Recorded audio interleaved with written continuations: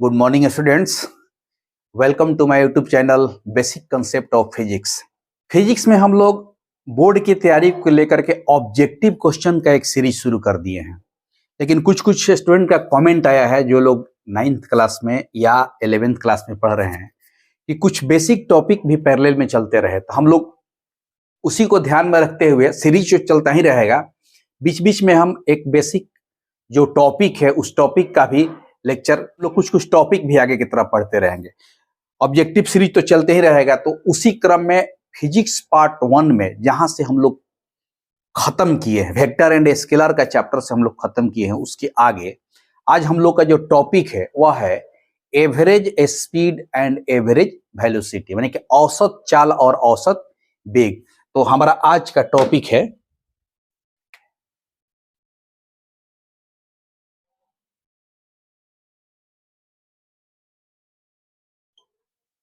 Average speed and average velocity, यानी कि हिंदी में क्या कहेंगे, औसत चाल और औसत वेग। यही हमारा आज का टॉपिक है। इस चीज को हम लोग बारीकी से समझेंगे कि एवरेज स्पीड क्या है और एवरेज वेलोसिटी क्या है। तो एवरेज शब्द जो लगता है वो हर जगह लगता है। क्रिकेट में भी देखते हैं, खेलते हैं हम लोग, तो कोई क्रिकेटर जब रन बनाता है तो किसी ओवर में कम रन बनाता है, किसी ओवर में ज्यादा रन बनाता है। तो अगर वो 10 ओवर, 15 ओवर, 20 ओवर खेला तो टोटल ओवर का एक अब एवरेज निकला जाता है कि किस रेट से प्रति ओवर यह रन बनाया है। या हम लोग कहें डिस्टेंस कवर करते हैं कि एक स्थान से दूसरे स्थान पर जाते हैं तो कोई गारंटी नहीं है कि हम लोग समान चाल से ही, कांस्टेंट स्पीड से ही चलेंगे। कहीं हमारा स्पीड बढ़ जाएगा, कहीं स्पीड घट जाएगा।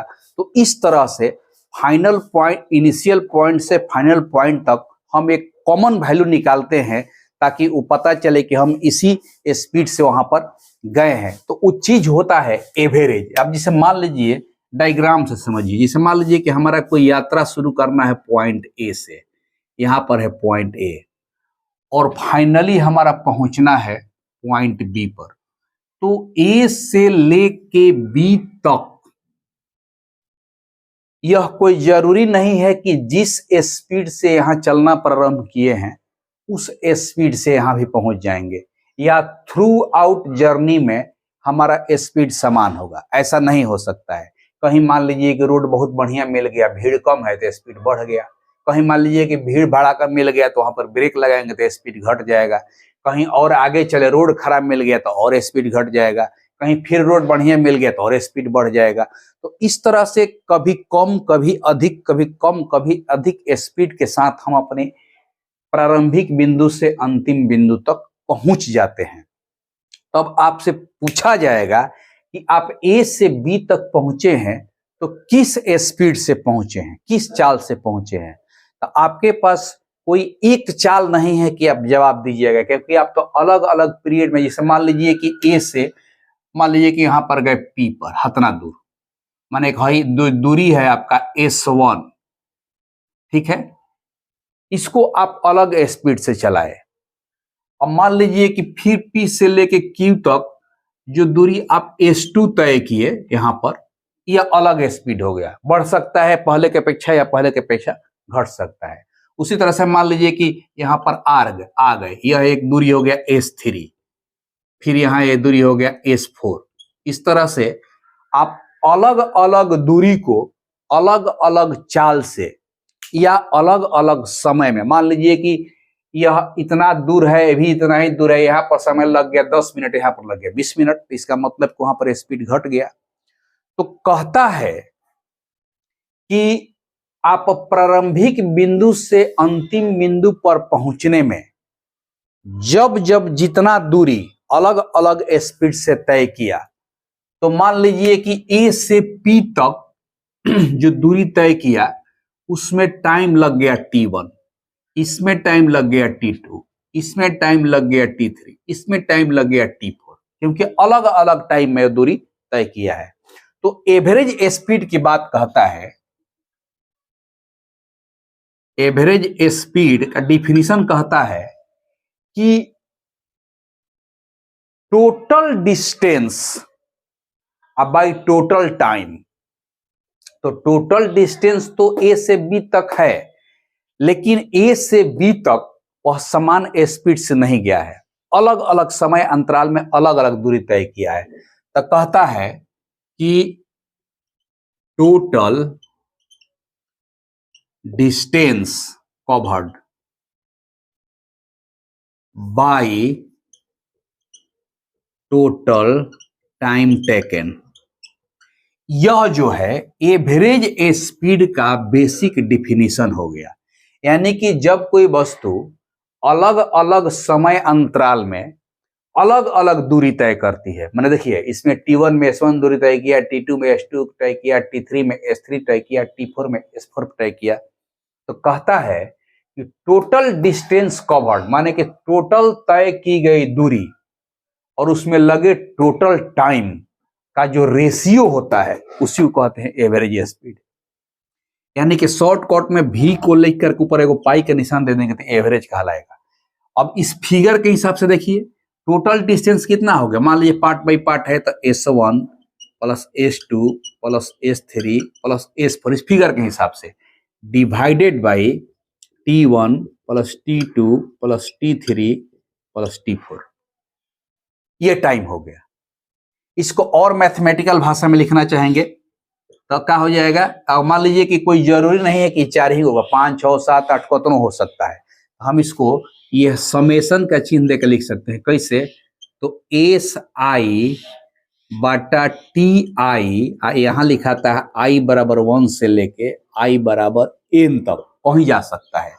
तो यह एक मैथमेटिकल डिफिनीशन हो गया एवरेज स्पीड का, ठीक है, एवरेज स्पीड का कि total distance covered by total taken time.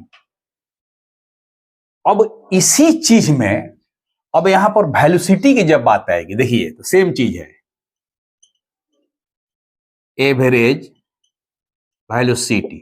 तो जाहिर सी बात है कि जब वेलोसिटी की बात आई तो जो स्पीड की बात आई थी तो यहां पर डिस्टेंस की बात आई थी, क्योंकि स्पीड का डिफिनीशन होता है कि distance covered in particular time, यानी कि डिस्टेंस पर यूनिट टाइम। और डिस्प्लेसमेंट के बारे में हम बताए थे वो क्या होता है, वेलोसिटी के बारे में कि डिस्प्लेसमेंट बाय टाइम, यानी कि रेट ऑफ डिस्प्लेसमेंट। तो डिफिनीशन तो हो जाएगा टोटल डिस्प्लेसमेंट, टोटल डिस्प्लेसमेंट माने विस्थापन बटा टोटल टाइम। यह डिफिनीशन हो गया वेलोसिटी का, चूंकि वेलोसिटी वर्ड है इसलिए डिस्प्लेसमेंट आ गया। तो ऊपर का हो गया कुल विस्थापन बटा कुल समय। दोनों में फर्क क्या है हम समझा देते हैं, पहले आप समझ लीजिए। तो यहां पर मूल रूप से जो डिफिनीशन हुआ कि ऊपर में रहेगा टोटल डिस्टेंस कवर्ड और नीचे रहेगा टोटल टाइम, हमेशा मूल डिफिनीशन यही हुआ। अब कोई गारंटी नहीं है कि आपको यह एस और टी, देखिए हमारे पास 3 गो फंक्शन होता है, देखिए एस टी भी, ये इतना चीज होता है। तो इसको मिला करके आपको डिफिनीशन बना दूरी और समय को, टोटल तय की गई दूरी बटा टोटल समय। कोई गारंटी नहीं है कि आपको दूरी और समय ही देगा, वो आपको कभी कभी टी और भी में भी दे देगा कि इतना टाइम तक इस वेग से चला, इतना टाइम तक इस वेग से चला, इतना टाइम तक इस वेग से चला, या कभी कभी एस और भी का दे देगा कि इतना दूरी इस वेग से तय किया, इतना दूरी इस वेग से तय किया। तो हर कंडीशन में आपको ऊपर में निकलना होगा टोटल डिस्टेंस और नीचे में निकलना होगा टोटल टाइम। अब जैसे एग्जाम्पल के रूप में आप समझिए, हम एग्जाम्पल देते हैं, ये तो डिफिनीशन हो गया, इसको मिटा रहे हैं क्योंकि इसमें बहुत का अंतर नहीं है, हम समझा देंगे एग्जाम्पल से। अब जैसे मान लीजिए कि आप पॉइंट ए से चलना प्रारंभ किए, अब बी पर आ गया, फिगर वही है सेम ऐसे है, अब आपको कहता है कि इसे ये हो गया P, ये हो गया Q, ये हो गया R, अलग अलग डिस्टेंस को। तो मान लीजिए इसमें कहता है कि यह जो S1 दूरी चला वह V1 चाल से चला, S2 चला वह V2 चाल से चला, S3 चला वह V3 से चला, S4 चला वह V4 से चला। तब कहता है कि average speed equal to what. तो अब यहाँ पर एक्चुअली में हमारा बेसिक डिफिनीशन क्या है कि ऊपर में है टोटल डिस्टेंस और नीचे में है टोटल टाइम। तो यहाँ पर डिस्टेंस तो दिख रहा है, distance S1, S2, S3, S4 है, लेकिन नीचे में इस पर टाइम नहीं दिया है, यह S और V से इक्वेशन बना दिया है। तो उस कंडीशन में हर पार्ट का आपको T1 निकालना होगा। कैसे? तो देखिए, तो एवरेज स्पीड क्या लिखिए ना, पहले लिखिए total distance by total time. तो डिस्टेंस तो दिख गया S1 plus S2 plus S3 plus S4। अब यहाँ पर टोटल टाइम कहां से आएगा? तो टाइम कहां से आएगा? तो टाइम जो होता है समय बराबर दूरी बटा चाल से आएगा। इससे हमको समय लेना होगा। अब एवरेज स्पीड का मतलब ये नहीं कि इस V1, V2, V3, V4 को जोड़ के और उसको 4 से भाग लगा दीजिए, गलत तरीका हो जाएगा। बहुत लोग देखते हैं कि कहेगा कि एवरेज स्पीड क्या है, तो इस स्पीड को, इस स्पीड को, इस स्पीड को, सब स्पीड को जोड़ के 1, 2, 3, 4 भाग में है तो 4 से भाग लगा दिया। वैसे गलत तरीका है, वह एवरेज स्पीड नहीं निकलेगा। एवरेज स्पीड का जो मूल डिफिनीशन है कि ऊपर में टोटल डिस्टेंस होना चाहिए, नीचे में टोटल टाइम होना चाहिए। तो अब यहाँ पर मान लीजिए कि इतना दूर में माने कि है A से लेके P तक कितना टाइम लगा, तो S1 बटा V1 दूरी बटा समय, प्लस उसी तरह से हेजा क्या हो जाएगा S2 बटा V2, प्लस हेजा क्या हो जाएगा S3 बटा V3, प्लस हेजा क्या हो जाएगा S4 बटा V4। नीचे में यह टाइम हो गया आपका कि दूरी में वेग से हम भाग लगा लिए। तो यह हमारा निकला आपको एवरेज स्पीड। अब ये तो मान लीजिए कि S और V में दे दिया, अब आपको V और T में दे देगा, इसको और इसको मिला करके दे देगा V और T में। इसी में एग्जांपल में आपको हम दिखा देते हैं। देखिए इस एग्जांपल को मिटा रहे हैं। अब जो यहां पर आपको S1 दिया है, अब दूरी हटा दीजिए। अब मान लीजिए कि वो वेग स्पीड दे दिया आपको, स्पीड मान लीजिए कि T1 समय तक यह V1 वेग से चला, यह V2 वेग से चला, यह V3 वेग से चला, यह V4 वेग से चला, यानी कि T1 समय तक उसका स्पीड V1 रहा, T2 समय तक स्पीड V2 रहा, T3 तक V3 रहा। तो उस कंडीशन में एवरेज स्पीड क्या होगा? तो दूरी तो वही, दूरी ऊपर दिया नहीं है, क्योंकि ऊपर में हमको हर टाइम चाहिए टोटल डिस्टेंस। तो डिस्टेंस नहीं दिया है, तो दूरी गुने ये V1 इंटू V1 T1, क्योंकि दूरी बराबर चाल गुने समय। तो इतना दूर जो दूरी है V1 into T1 plus V2 into T2 plus V3 into T3 plus V4 into T4 और डिवाइडेड बाई, अगर टाइम दे दिया है तो सीधा सीधे T1 plus T2 plus T3 plus T4। यह हो गया आपका एवरेज स्पीड। यानी कि हर हाल में आपको ऊपर में चाहिए टोटल डिस्टेंस और नीचे में चाहिए टोटल टाइम, तब जाकर के एवरेज स्पीड निकलेगा। कभी भी अगर स्पीड दिया है अलग अलग टाइम इंटरवल में, तो डायरेक्ट स्पीड को जोड़ करके एवरेज नहीं निकाला जाता है। एवरेज का जो मूल डिफिनेशन है उसी पर आपको एवरेज निकलेगा। क्लियर हो गया? अब देखिए, अब एवरेज स्पीड और एवरेज वेलोसिटी में डिफर कहां करेगा? तो ये तो एग्जाम्पल हो गया, आप समझ गए कि हमारा ऊपर में हमेशा रहेगा एवरेज, ऊपर में रहेगा टोटल डिस्टेंस में टोटल टाइम, चाहे जिसमें भी दिया हो, क्योंकि एस भी और टी में कहीं से भी कोनो को घुमा के दे देगा। एस और टी से देगा तब तो सीधा से डिफिनीशन में आ जाएगा टोटल डिस्टेंस बटा टोटल टाइम, लेकिन एस और भी से देगा तो ये पोर्शन, भी और टी से देगा तो ये पोर्शन। तो इस तरह से एवरेज स्पीड का मतलब यही होता है कि अलग अलग समय अंतराल में अलग अलग दूरी तय किया हो, या अलग अलग समय अंतराल में अलग अलग स्पीड से चला हो, या अलग अलग स्पीड से अलग अलग दूरी तय किया हो, तो हर हाल में प्रारंभिक बिंदु से अंतिम बिंदु के बीच का एक कॉमन वैल्यू निकलेगा, जिससे पता चलेगा कि वह एक स्थान से दूसरे स्थान तक पहुंचा है। उसी को कहा जाता है एवरेज। अब देखिए, अब एवरेज स्पीड और एवरेज वेलोसिटी में डिफाइन कैसे कीजिएगा, तो उसको एग्जाम्पल से समझना होगा। अब एग्जाम्पल ही दे देते हैं आपको। अब देखिए, जैसे मान लीजिए कि एक पॉइंट ए है, यहां से एक वस्तु चला बी पर गया, बी से अब डायरेक्शन इसका चेंज हो गया, चला गया सी पर, फिर डायरेक्शन चेंज हो गया, चला गया डी पर, इस तरह से। ठीक है, अब मान लीजिए कि यहां से हई S1 दूरी तय किया, ठीक है, इसमें टाइम लग गया T1। यहां से हई जो है S2 दूरी तय किया, इसमें टाइम लग गया T2। यहां से हई जो है S3 दूरी तय किया, इसमें टाइम लग गया T3। यानी कि हर एक सेक्शन के बाद इसका डायरेक्शन देखिए चेंज हो गया है। तो जो एवरेज स्पीड की बात करते हैं, एवरेज स्पीड भी, तो वो तो ठीक है, total distance by total time. तो टोटल डिस्टेंस अगर इसको S1 है, यह S1 plus S2 plus S3 तक है, और divided by T1 plus T2 plus T3। ये तो समझ में आ गया क्योंकि ये बेसिक डिफरेंस। लेकिन यही में कहे एवरेज वेलोसिटी, एवरेज वेलोसिटी, तो वेलोसिटी में तो ऊपर में होता है डिस्प्लेसमेंट, तो फाइनल इनिशियल पॉइंट ए है, प्रारंभिक बिंदु, अंतिम बिंदु डी है, तो विस्थापन हमारा ये हो गया। देखिए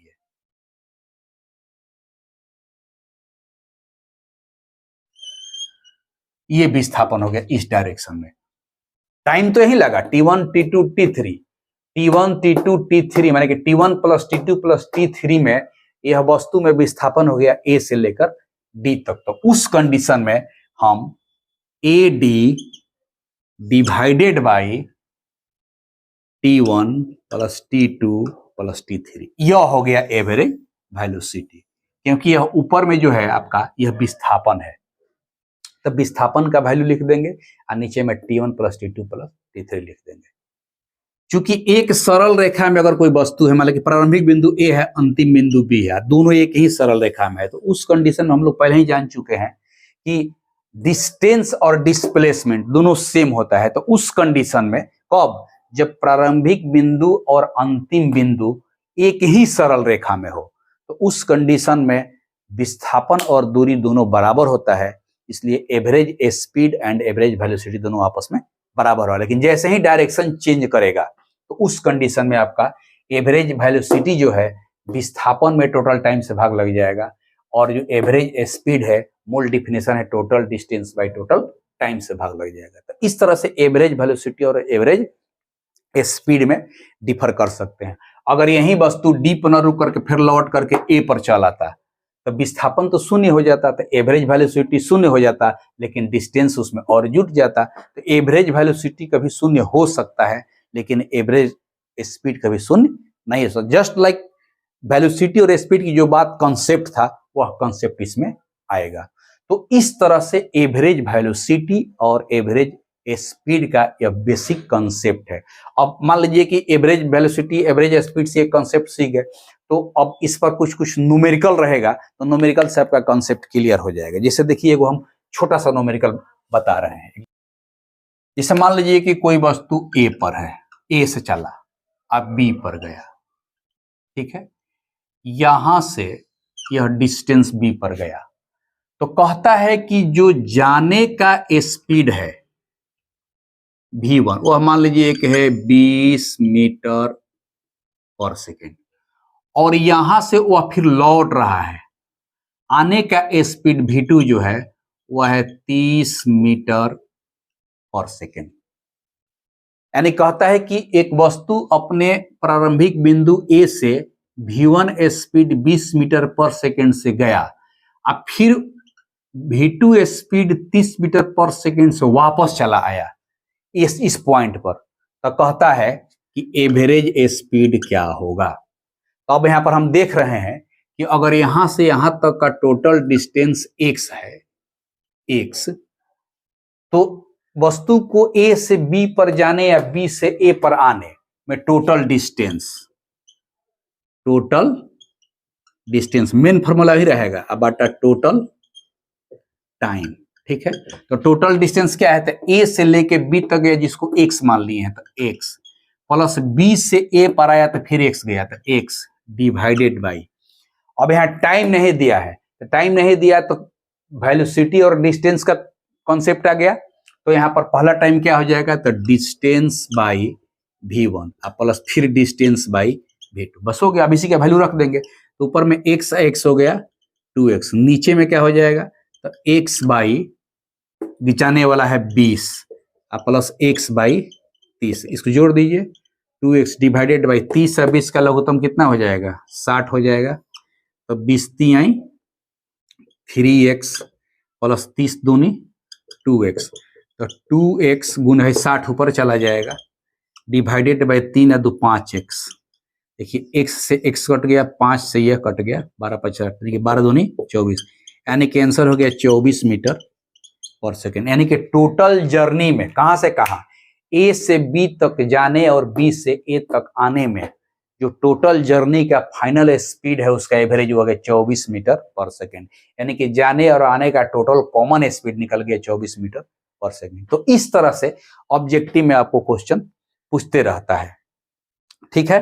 तो ये सिंपल क्वेश्चन हो गया कि A से B तक गया, अब इसमें डिस्टेंस दिया नहीं है, कुछ देगा नहीं, इसलिए नहीं देगा कि जितना दूर गया है उतना ही दूर वापस आया है, तो दोनों कट लास्ट में तो एक्स एक्स कट ही गया, तो उसे कोई दिक्कत नहीं है।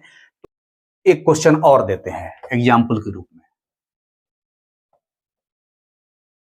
मान लीजिए कि है A से B तक गया ऐसे, ठीक है, यह A है यह B है, मान लीजिए कि यह चला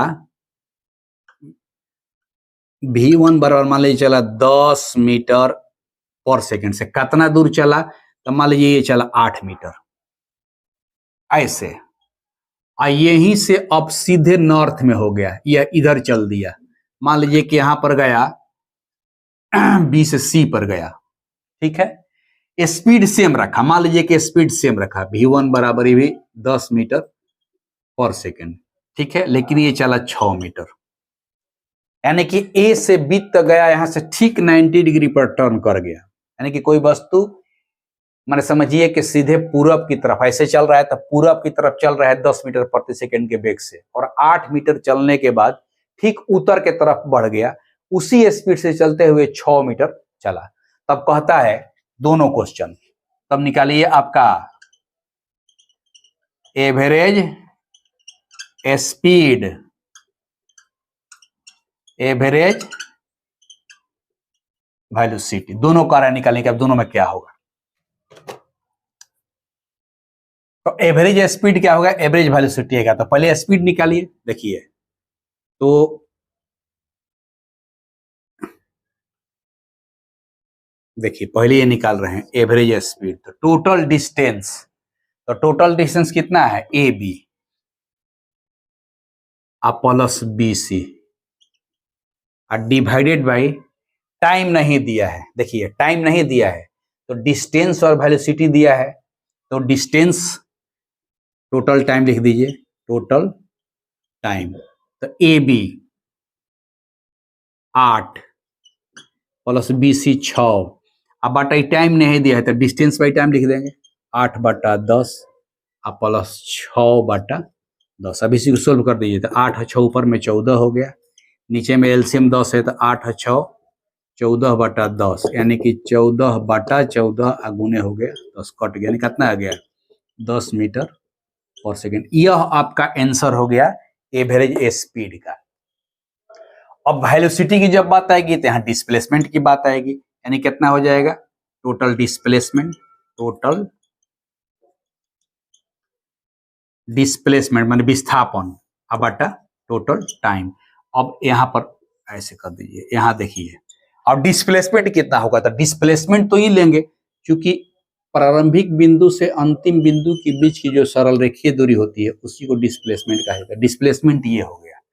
तो एक तरह से यह राइट एंगल ट्रायंगल मैंने समकोण त्रिभुज बना था, समकोण त्रिभुज में AC का वैल्यू क्या होगा, तो समकोण AC का वैल्यू क्या हो जाएगा, देखिए यहीं पर लिख देते हैं, ऐसे हो जाएगा 8 स्क्वायर प्लस 6 स्क्वायर, तो रूट अंडर कितना हो गया 64 प्लस 36 यानी कि रूट अंडर 100, यानी कितना आ गया 10, यानी कि यह जो वैल्यू है आपका 10 आ गया। तो उस कंडीशन पे अब निकालिए, तो डिस्प्लेसमेंट हो गया, इसको घेर दीजिए, यहां से निकालिए डिस्प्लेसमेंट कितना हो गया ऊपर में 10 और नीचे में फिर टाइम, वही बात रह गई कि टाइम निकलना है तो T1 और T2 जो बात है, तो टोटल टाइम जो होगा हमारा, टोटल डिस्प्लेसमेंट यहाँ पर निकाले हुए हैं, टोटल टाइम यहां से यहां तक टाइम, यहां से यहां तक टाइम, जो टाइम लगा तो देख लीजिए 8/10 प्लस 6/10 यानी कि 10/14 गुने 10 कट गया, यानी कि कितना बात में हो गया, ये हो गया आपको 2×5 = 10 और 2×7 = 14 यानी कि 50/7 यानी कि 7×7 = 49 7.1 मीटर पर सेकेंड। ये देखिए एवरेज स्पीड आ गया 10 मीटर पर सेकेंड, एवरेज वेलोसिटी आ गया 7.1 मीटर पर सेकेंड। तो इस तरह से एवरेज स्पीड और एवरेज वेलोसिटी में हम लोग डिफर कर सकते हैं। तो बहुत सारा एग्जांपल इस पर आएगा, इसको हम लोग एवरेज स्पीड और एवरेज वेलोसिटी के कॉन्सेप्ट पर आधारित बना देंगे। तो आज का ये टॉपिक था आपका average speed and average velocity. अगर ये टॉपिक आपको अच्छा लगा और अब तक आप चैनल को सब्सक्राइब नहीं किए तो चैनल को सब्सक्राइब कीजिए, लाइक कीजिए और शेयर कीजिए। नमस्कार।